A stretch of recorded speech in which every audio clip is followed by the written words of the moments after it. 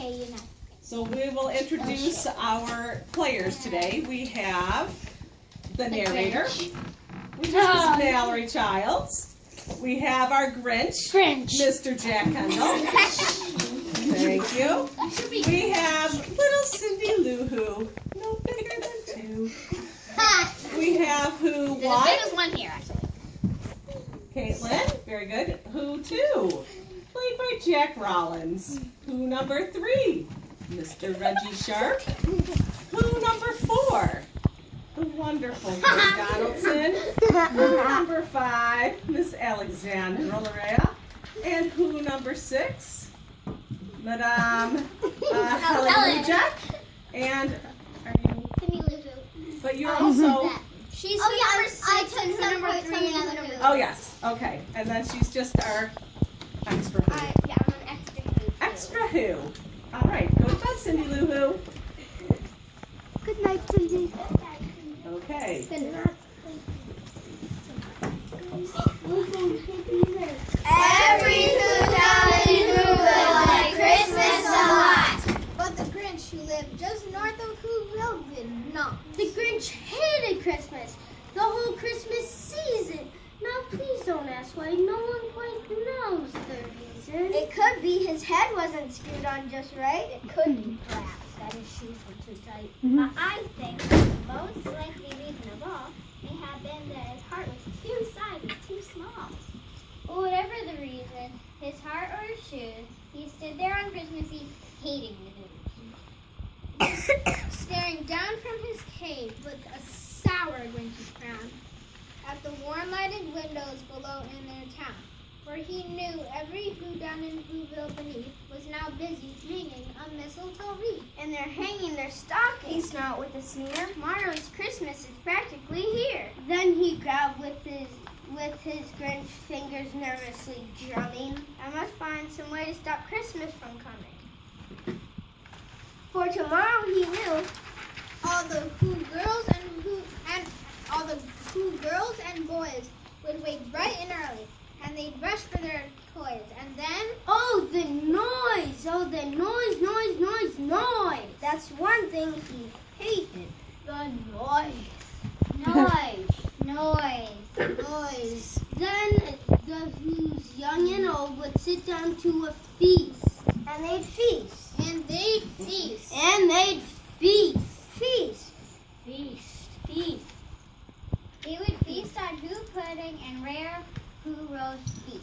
Which was something the Grinch couldn't stand in the least. And then they do something he would like least of all.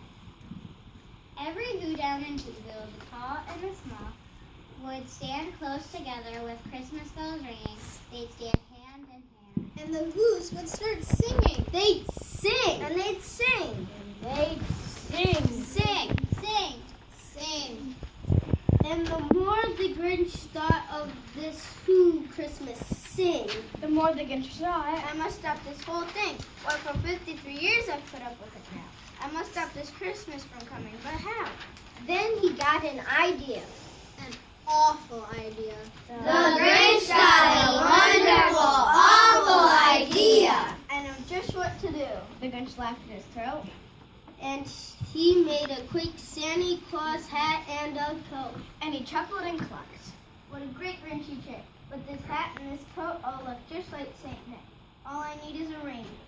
The Grinch looked around, but since reindeer are scarce, there was none to be found.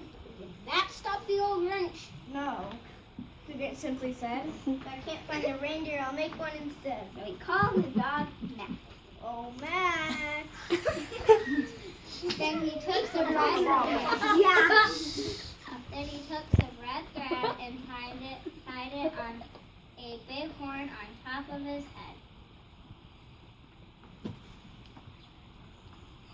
Then he loaded some bags and some old empty sacks on a ramshackle sled. Then he hitched up old Max. Then the Grinch said, "Giddy up!" And the sleigh started down toward the homes where the Who's latest news in their town.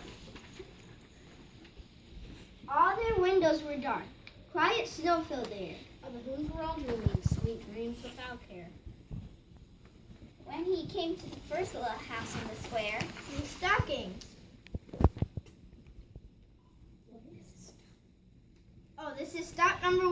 old Grinchy Claus hissed. And he climbed to the top of the roof, empty bags in his fist.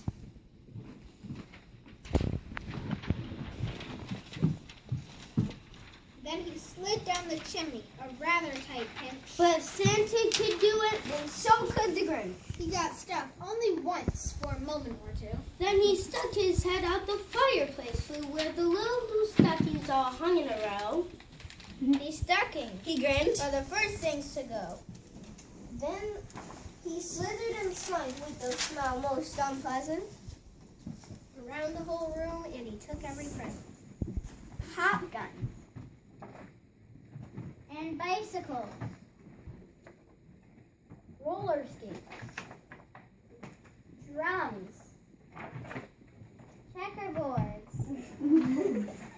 Tricycles. Popcorn. And plums. And he stuffed them in bags. Then the Grinch very nimbly stuffed all the bags one by one up the chimney. And he slunk to the ice box. He took the Who's feast. He took the Who pudding. He took the roast beef. He cleaned out that ice box as quick as a flash. Why, that Grinch even took their last can of Who hash. Then he stuffed all the food up the chimney with glee.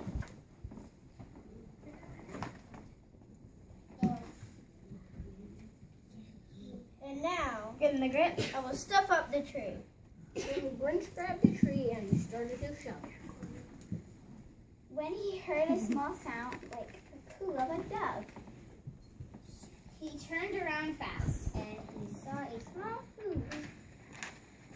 Little Cindy, little Boo. Who was not more than 2. The Grinch had been caught by this tiny Who daughter who got up from bed to get a cup of cold water.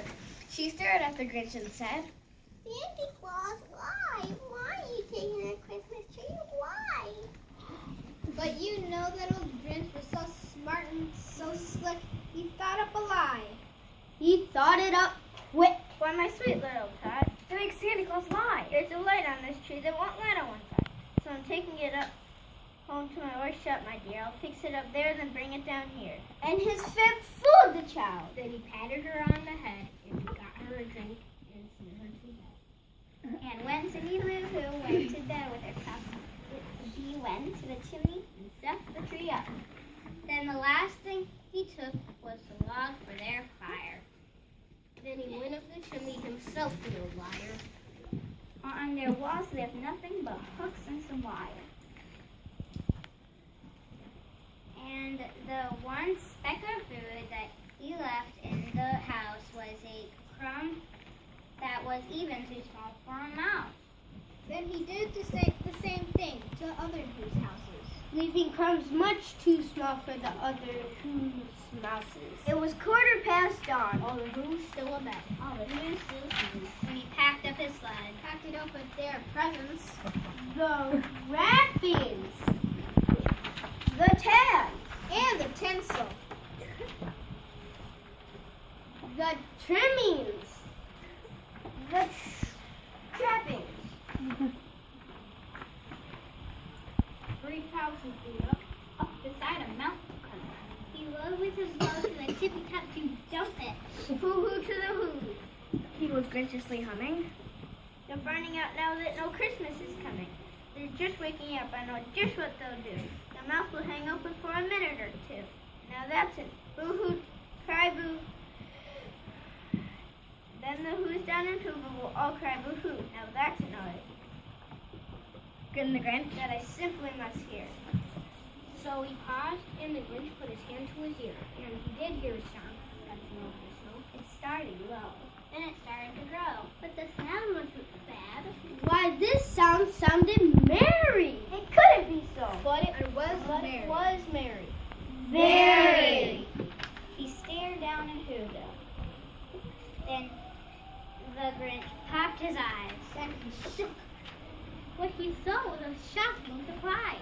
Every Who down in Whoville, the tall and the small, was singing. Without any presents at all. He hadn't stopped from coming. It came!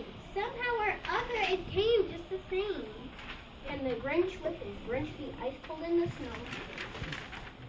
How could it be so? It came without ribbons, it came without tags, it came without packages, boxes, or bags. And he puzzled 3 hours till his puzzler was sore. Then the Grinch thought of something he hadn't before. Maybe Christmas. He saw it. Doesn't come from a store. Maybe Christmas perhaps means a little bit more.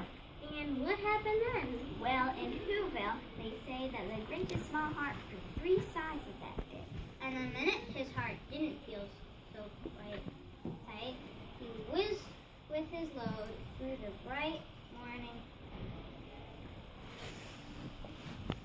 Then he brought back the toys.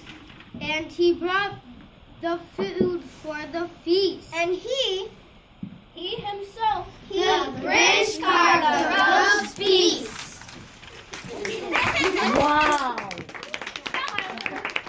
You guys, you know what? It was so awesome, and it was so good, the expression in your voices, in your faces.